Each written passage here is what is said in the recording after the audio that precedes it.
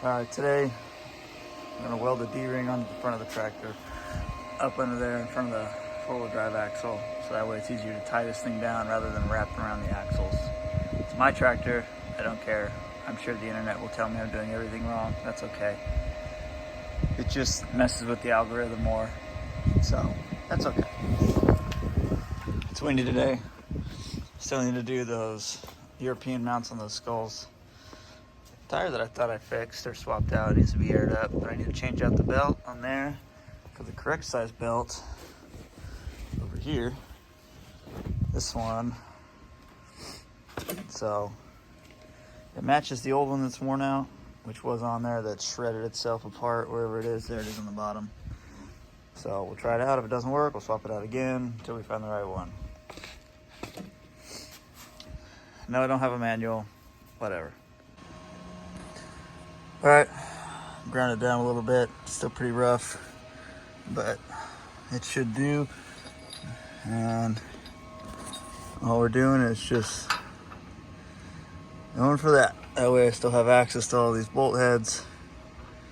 We'll center it up as best we can, bevel it a little bit, and then we'll throw some welds on it. Not a major project, but just something I've been meaning to do for a long time. While we're under here, we can check the battery box and any other welds that might need to be touched up, but overall, little Kubota looks all right. We'll get this tacked in place, and then we'll keep moving. All right, got it tacked up in place just on this side, but we'll go ahead and we'll just weld it in real quick. It's just flux core out of a titanium little Harbor Freight special that I found in the clearance bin. Half price, works great, came with everything. So yeah, I think we're running 17.5 on volts, and conductance is up around 7 or 8. Wire speed 230-ish, so we'll adjust accordingly, but I think that'll be fine. This is like, oh man, I don't know, almost 1/2 inch plate, and then these are 1/4 inch 3/8. Not at 3/8, probably 1/4 inch. But yeah, we'll just run it in hot and it'll be all right. All right, so you can see the weld right here. Still a tiny bit of porosity. Looks like good heat overall. You can see up in there. A little bit of porosity, but overall pretty good. It's only for towing the tractor, and plus this is attached to the front of the bucket anyway, or the loader. So it's just simply to hold the tractor secure onto the trailer. It's not going to be used as a pulling force. It's what the bucket or the actual load points are for. So we'll just leave that as it is. That should work. Onto the little yard tractor now. So we got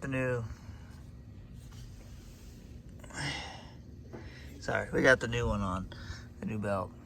And it's just not quite tight enough. So I'm wondering, probably need to loosen that bolt up there, because that will send all the weight backwards. Because basically this is all hanging from that front. So I'm sure someone will watch about 12 seconds of this video and tell me, oh, you're doing it wrong, just like always. But you know, it messes with the algorithm, so I don't care. It helps me out. Like, subscribe, comment, whatever. Do whatever you need to do. But anyway, so we're gonna loosen that one up, see if we can't get a couple of these whoop-de-doos out of there, and then we'll try it out. Open up the hood, checking out the PTO drive, and just checking it, seeing if there's any real adjustments under there, and there's not so much. So everything's pulling tight. We'll test it, but I was just looking over here at the little fuel pump, and right where it connects into said fuel pump, I happen to look down and see a lot of fuel in there. And I came over here, realized it should be technically full of non-ethanol fuel. And then I look closer. No wonder it was surging so bad. Damn thing has a vacuum leak. Makes sense it was having trouble starting. So, we'll figure this other part out first, and then we'll come and do real maintenance because we need to use this coming very soon on a legitimate project. So, we'll get to that. Lights are still working. Let's see here. We do not have the fuel pump wired up. We don't even have it to battery power, so there's no chance of it failing on. We have power steering fluid, ATF, in the power steering system. About half a quart so far. We'll turn it over, check it. We have oil in the pan, which now we need to get it to pump all the way up to the high pressure oil system, which will take a while. We have coolant in there. We don't have any fuel anyway, so like I said, we don't have the fuel pump running either. But this is just kind of a test to see and make sure that everything's actually jiving. Everything's copacetic. All right, we got the wait start. Oh wait, that's right, we don't have the glow plug relay wired up, but that's okay. As long as it's not touching anything, it won't arc. And let's hear that new starter.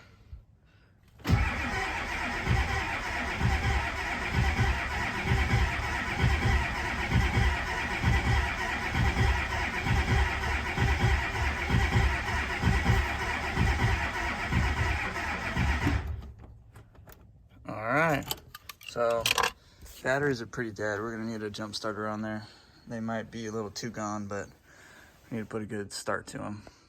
Still holding, so we'll check, see what's up with them. Usually they've been charging all week, so they should be way higher, but it's also like 40 degrees outside in Texas right now, so that might be doing something to it, but it shouldn't. All right, got the big jump box on it. Oh, that was nice and quick, actually. 307,000 miles, 622. Let's here go faster.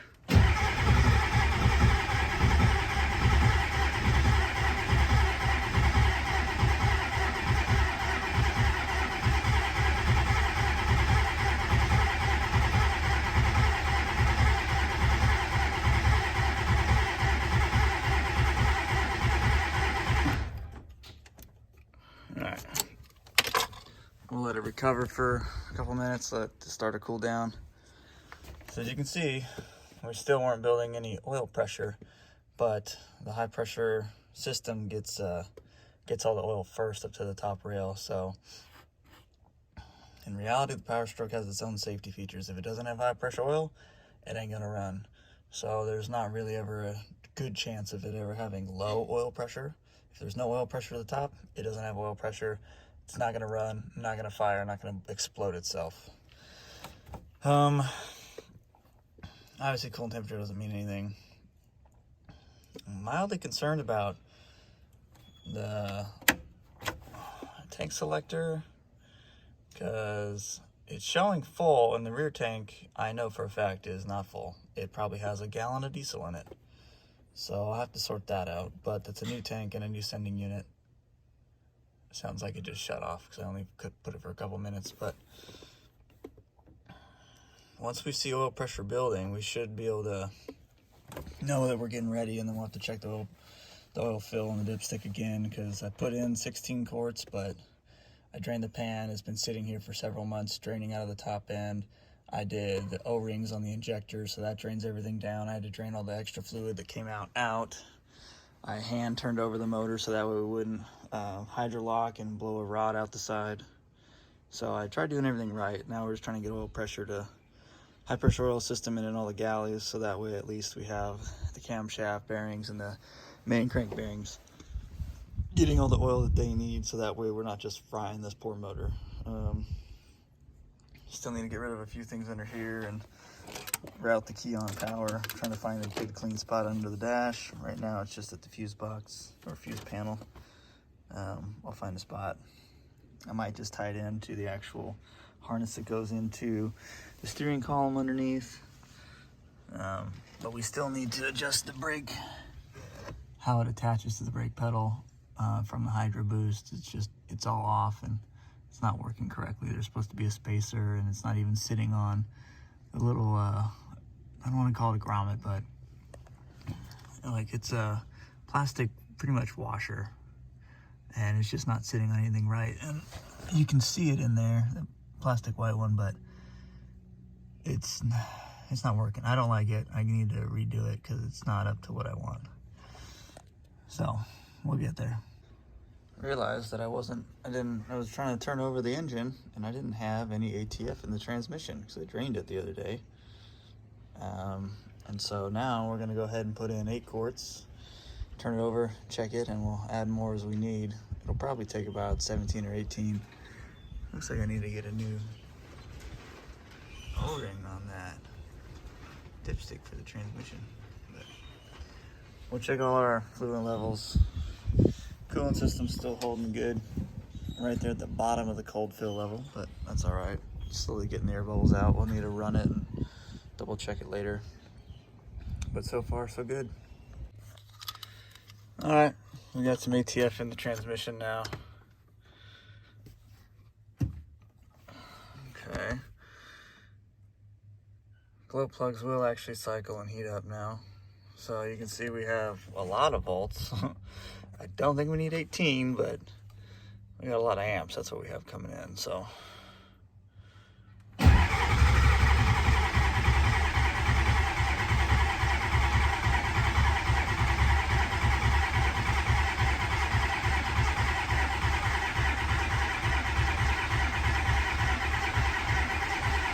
Hey, we got oil pressure now. There we go. Good, good, good. That's good. I can smell some, I can actually smell some exhaust. So it's starting to try and burn a little bit of what's in the cylinders. It doesn't sound as ratty as before, so we do have good oil pressure now. That's good. So we'll probably stop right here. I gotta clean up for the day and get everything else ready for a different project ahead of this one. But next video of truck work will probably honestly be the Cummins, I bet, because that one's way closer to running than this old girl. But we'll get there. Eventually we'll get to that old beast back there, but YouTube doesn't care about that F-150. Gotta clean up around the trailer, put the tractor back. Lawnmower's dead. Go ahead and shut this bad boy off. 250 amps. Go back down to 12 volt 50 amp for that. But yeah, we need the next main issue is getting the downpipe on. That's our last big hurdle. And then we'll just find key on power into the dash. I'll check the forums because I guarantee someone's done this before. Or maybe I can just rob a wire off here that gets key on power, and we'll go from there. Yeah, just check for oil leaks. I don't hear anything. It'll be good to have the truck holding ATF in there and see if I get any leaks, because that's what I've been worried about, is that the pan gas is gonna leak. I have another transmission I'm gonna rebuild for this to eventually convert it to 4-wheel drive. I have another E4OD, but I have the back housing is the 4-wheel drive out of another 350 I have. And so we'll just rebuild that one, put the Transgo Tucker kit in it, make sure it has a good F5 pump under it, maybe a bigger oil pan. And then I have another transfer case on a parts truck I need to pull off. And then it would just be fixing drive lines and all that stuff, and then doing a front axle. But we have things that we can make it either pretty sweet, like F250 HD hybrid, because I have I think they're Dana 44s, maybe a 50 is these ones, the TTB, but those suck anyway. Maybe that truck doesn't need its Super Duty axles. I'm not sure yet. We'll think of that. For the time being, though, we'll just get the truck running, back on the road, registered, and driving. And then we'll go for a 4-wheel drive. But big project will be rebuilding a transmission for it, because it needs one bad. Okay, like, comment, subscribe.